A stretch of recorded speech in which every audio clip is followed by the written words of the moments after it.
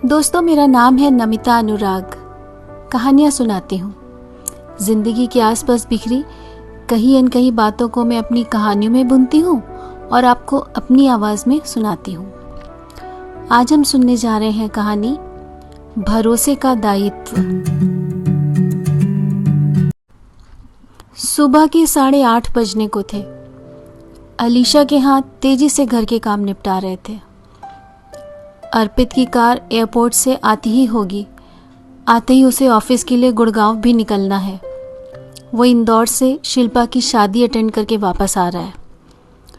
उनके ऑफिस में hybrid functioning शुरू हो गई थी और आज अर्पित को ऑफिस जाना था, जबकि अलीशा को आज भी वर्क फ्रॉम होम ही करना था।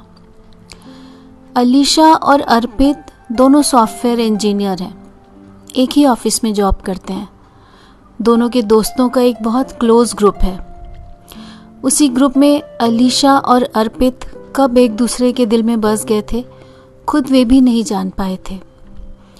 और करीब 3 वर्ष पूर्व दोनों के परिवारों की रजामंदी से खूब धूमधाम से दोनों की शादी हो गई थी। कुछ ही समय बाद पैंडेमिक ने दस्तक दे दी थी और अर्पित और अलीशा को वर्क फ्रॉम होम के ज़रिए एक साथ घर में रहने का मौका मिल गया था। कितना प्यारा होता है लड़कियों को उनके सपनों का संसार। अलीशा उन गिनी चुनी भाग्यशाली लड़कियों में से थी जो वास्तव में अपने सपनों के संसार को जी रही थी। दिन भर ऑफिस के काम के बीच बीच में भी अर्पित का उसे दुलार जाना, कभी कुछ शरारत कर जाना, कभी खाने को कुछ दे जाना, कभी कॉफ़ी दे जाना, फिर रात को चुहलबाजी करते हुए टीवी देखते हुए खाना और सो जाना। मस्त लाइफ चल रही थी दोनों की। अलीशा कई बार अपने भाग्य पर खुद ही इतरा जाती थी। इतना प्यार करने वाला, इतना केयरिंग पति, दोनों के बढ़िया पैकेज वाली नौकरी, सभी आधुनिक सुख सुविधाओं से सजा अच्छा घर, समाज में अच्छी रुतबे वाली ससुराल, सभी कुछ तो मिला था उसे। दुख था तो बस एक ही बात का कि 2 वर्ष पूर्व उसकी मम्मी भी उसकी शादी करा महाप्रयाण को चली गई थी। उसके पापा तो बचपन में ही भगवान को प्यारे हो चुके थे और अब मायके में परिवार के नाम पर बस उसकी एक छोटी बहन नताशा ही थी जो कॉलेज के अंतिम वर्ष में थी। नताशा हॉस्टल में रह रही थी और अक्सर वीकेंड्स पे अपने दीदी जीजू के पास आ जाती थी। परसों ही उनके ग्रुप की एक और लड़की शिल्पा, जो अलीशा की गहरी दोस्त भी थी, उसकी शादी थी इंदौर से। अर्पित और दोस्तों का पूरा ग्रुप इंदौर गया था शादी में, सिवाय अलीशा के। जाने के लिए तो अलीशा भी काफ़ी एक्साइटेड थी। उसने पूरी तैयारी भी कर ली थी, पर 2 दिन पहले ही अर्पित ने उसे समझाया कि अभी छुट्टी ले लोगी तो अगले महीने पापा जी के ऑपरेशन के लिए कैसे लोगी। पॉइंट वैलिड था। अलीशा ने मन महसूस कर अपने टिकट्स कैंसिल करा दिए थे, पर अर्पित से वादा ले लिया था कि वहाँ की एक एक बात की खबर और फोटो उससे शेयर करेगा। अर्पित ने हंसकर उसके गाल पर चपत लगाकर वादा कर लिया था। अब आज सुबह अर्पित इंदौर से वापस आ चुका था। हड़बड़ी में तैयार होकर जाते हुए अर्पित ने अलीशा के माथे पर प्रेम की मुहर लगा, अपना लैपटॉप बैग उठाया और गुड़गांव स्थित अपने ऑफिस के लिए निकल गया। बाय बेबी, बाय जानू, लव यू। अर्पित को ऑफिस के लिए विदा कर अलीशा ने रसोई का रुख किया। बस अभी जमुनाबाई आती ही होगी। जमुनाबाई पड़ोसी के सर्वेंट क्वार्टर में ही रहती है, इस कारण पैंडेमिक में भी काम करती रही थी। अलीशा अपना ऑफिस शुरू करने से पहले जमुनाबाई से सफाई, खाना, सारा काम करवा लेती है। फिर साफ सुथरे घर में बैठकर ही वर्क फ्रॉम होम का असली मज़ा आता है उसे, वरना बिखरे घर में काम करना अच्छा नहीं लगता। अभी जमुनाबाई सफाई कर ही रही थी कि कमरे के अंदर से अर्पित का फ़ोन बजा। ओह, शायद अर्पित अपना फ़ोन घर पर ही भूल गया है। जाकर देखा, अर्पित का ही फ़ोन था। अननोन नंबर से कॉल थी। उसने कॉल रिसीव करी। हेलो, हाँ अलीशा, उधर से अर्पित की आवाज़ आई, मेरा फ़ोन घर पर ही छूट गया है ना? हाँ, यहीं टेबल पर छोड़ गए हो, अलीशा ने बताया। शिट शिट, अर्पित की झुंझलाई हुई आवाज़ आई। इतना ट्रैफिक जैम है रास्ते में, मैं वापस भी नहीं आ सकता। अरे वापस क्यों आओगे इतनी दूर से? सिर्फ फ़ोन लेने, शाम को कर लेना, अलीशा ने समझाया था। अब सिखाओ मत मुझे तुम, रखता हूँ। थोड़ा सा आश्चर्य हुआ था अलीशा को अर्पित के बोलने के ढंग पर। फिर वह व्यस्त हो गई थी अपने ऑफिस के काम में। सीधे 2 बजे उठी, प्लेट में खाना परोसा। अभी खाना शुरू किया ही था कि घंटी बजी। दरवाज़ा खोला तो सामने अर्पित खड़ा था। अरे तुम, क्या हुआ? अर्पित के चेहरे पर तनाव साफ दिख रहा था। बिना उसे जवाब दिए वो तेजी से अंदर गया। अलीशा को भी अपने काम की टेंशन थी, सो उसने भी हाथ धोकर फिर से खाना शुरू कर दिया। अंदर कमरे से अर्पित की आवाज आई, अलीशा अलीशा, फोन कहाँ है मेरा? वही ड्रॉर में है, अलीशा ने खाना खाते खाते लॉबी से ही जवाब दिया। 1 मिनट बाद अर्पित कमरे से बाहर आ गया। किस ड्रॉर में है? नहीं मिल रहा है मुझे, दो आकर मेरा फोन। इतनी तल्खी से तो अर्पित ने अब तक कभी उससे बात नहीं की थी। कुछ गलती हो जाने पर भी उसे मस्ती से ही समझा देता था। अलीशा फिर से खाना छोड़कर अंदर गई। अलमारी खोलकर ड्रॉर से उसका फोन निकाल कर दिया। बाहर आते आते बताने लगी, वो जमुना बाई कमरे में सफाई कर रही थी ना, इसलिए मैंने उठाकर अंदर वाली ड्रॉर में रख दिया था। अर्पित का कोई जवाब नहीं आया। पीछे पलटकर देखा, वो वहीं खड़े खड़े फोन में तेजी से कुछ स्क्रॉल कर रहा था। क्या बात है, आज फोन की उतावली में अर्पित ने वापस आने पर हमेशा की तरह उसे गले लगाकर प्यार भी नहीं किया। कहीं वो किसी प्रॉब्लम में तो नहीं है? अलीशा की उंगलियां तेजी से लैपटॉप पर चल रही थी कि अचानक अर्पित ने आकर उसे हक किया, प्यार किया। आखिर 3 दिन बाद मिल रहे थे दोनों। अर्पित अपने यूजुअल फॉर्म में वापस आ चुका था, लविंग और केयरिंग। पर अलीशा कंफ्यूज्ड थी। फोन मिलने के बाद से अर्पित का रिलैक्स्ड बिहेवियर ऑब्जर्व किया था उसने। आखिर ऐसा क्या था फोन में जो अर्पित सुबह से उसके लिए इतना परेशान था? गुड़गांव से नोएडा वापस आ गया। अर्पित काफी थका हुआ था। शादी में 3 दिन से ठीक से सोया भी नहीं था। अलीशा को दुलारकर कमरे में सोने चला गया। शाम को अलीशा चाय बनाकर अर्पित को कमरे में देने गई। देखा वो बिस्तर पर बेसुध सो रहा था। फोन पास में ही उल्टा पड़ा था। शायद वो फोन देखते देखते ही गहरी नींद में डूब गया था। उसे जगाना ठीक नहीं लगा, पर लगा कहीं वो किसी प्रॉब्लम में तो नहीं है जो वो उससे शेयर नहीं कर रहा हो। फिर खुद को रोक नहीं पाई थी अलीशा। धीरे से अर्पित का फोन उठा लाई। अरे ये क्या, फोन का तो पासवर्ड ही बदला हुआ है। फिर अंदर गई। अर्पित का फिंगरप्रिंट लगाकर फोन ऑन किया। फिर बाहर आ गई। फोटो गैलरी खुली हुई थी। रीसेंट फोटोज में शिल्पा की शादी की फोटोज थी जो अर्पित ने और उसके दोस्तों ने भी उससे शेयर की हुई थी। नीचे स्क्रॉल किया, अर्पित की कई फोटोज थी। वो आगे बढ़ गई, पर एक फोटो पर अलीशा को अर्पित के साथ एक लड़की भी थी। कई सारे फोटोज थे उसी लड़की के साथ। लड़की के साथ फोटो होने में कोई हर्ज नहीं था, पर ये फोटोज दोनों के बीच दोस्ती से कुछ अधिक ही बयां कर रहे थे। अलीशा का माथा चकराने लगा। कौन है ये लड़की? उसने सभी फोटोज खुद को फॉरवर्ड कर दी और नोटिफिकेशन डिलीट कर दिया। फोन वापस रखकर वो अपना काम करने लगी, पर दिमाग में शक का कीड़ा उठ चुका था। तूफान मचा हुआ था। काफी देर बाद अर्पित उठकर बाहर आ गया। अभी भी उनीदा सा था। क्या चल रहा है? बेबी, तुमने मुझे शादी का हाल तो बताया ही नहीं, अलीशा ने उलाहना दिया। सब तो बता दिया था जानू फ़ोन से, अब क्या बताऊं? अर्पित मुस्कुराया था। अच्छा, सारी फ़ोटोज़ भेज दी हैं मुझे तुमने? हाँ भाई, मैंने सब भेज दी हैं। और सुनाओ, अर्पित ने टीवी ऑन करते हुए कहा। अलीशा अर्पित का फ़ोन उठाते हुए बोली, चलो एक बार साथ में देखते हैं फ़ोटोज़, मज़ा आएगा। उसने पासवर्ड डाला। अरे, तुमने पासवर्ड चेंज कर दिया? नया वाला क्या है बताओ?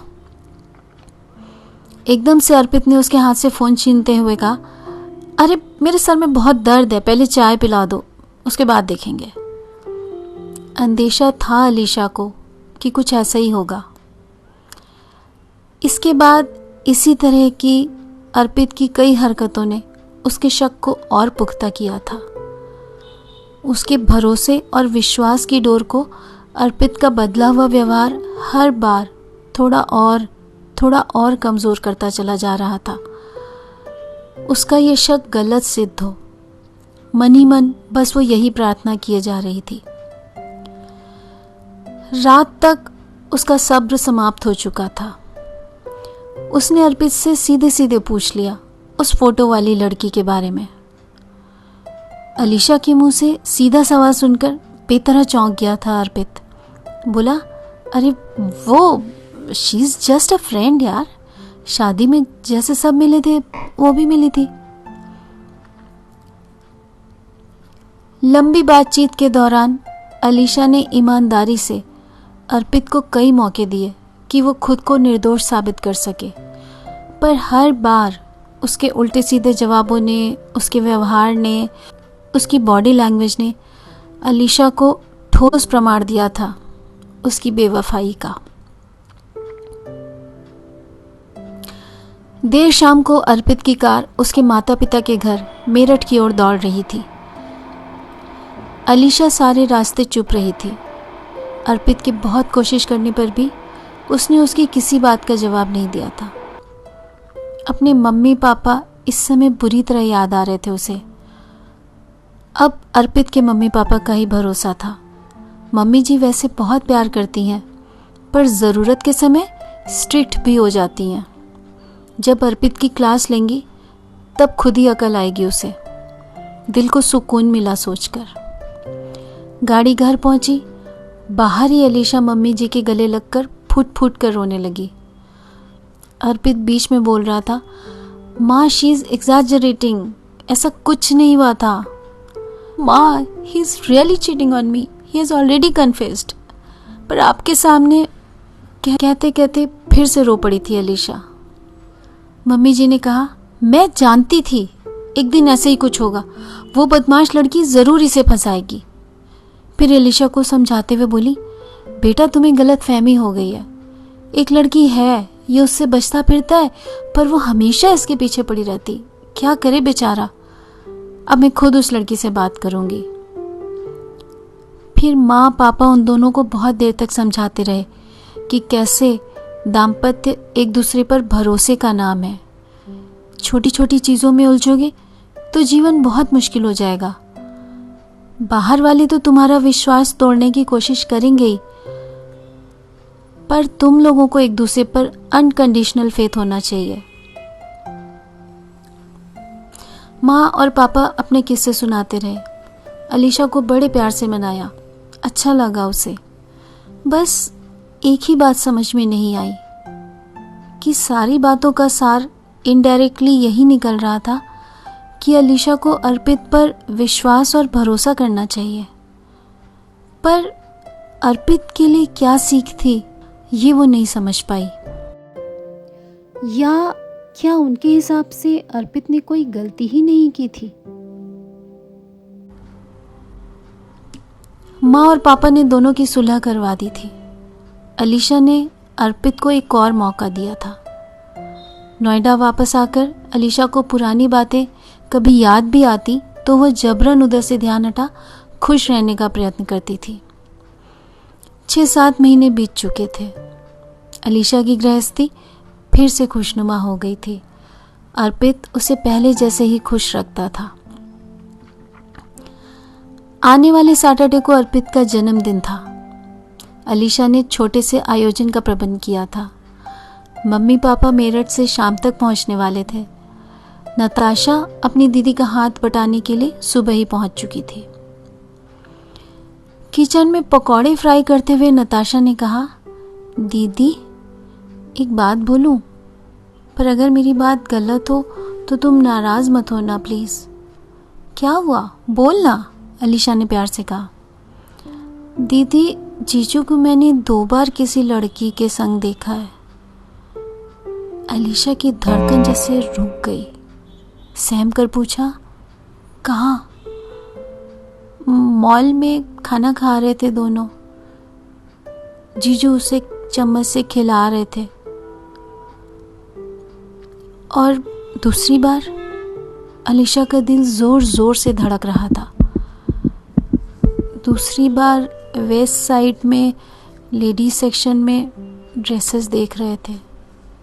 तुम जानती हो क्या कौन है वो? नताशा डरते डरते बोल रही थी।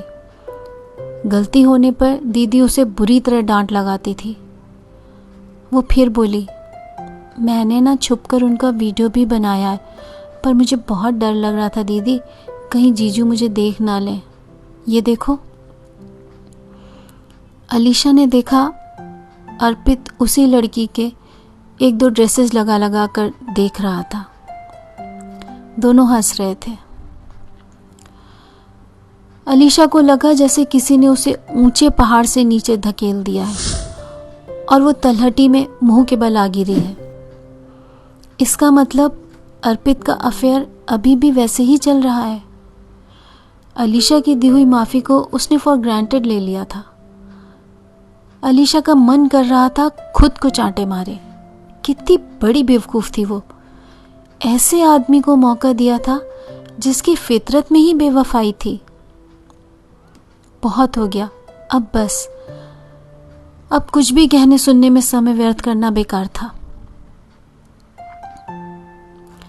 उसने गैस बंद की, सारा खाना ठीक से ढका, कमरे में आकर जरूरी कपड़े और सामान ट्रॉली में रखा, अपना लैपटॉप बैग में रखा, वॉलेट में पैसे रखे, घर के सब दरवाजे खिड़कियां बंद करते हुए नताशा से कहा, चल अपना सामान रख ले।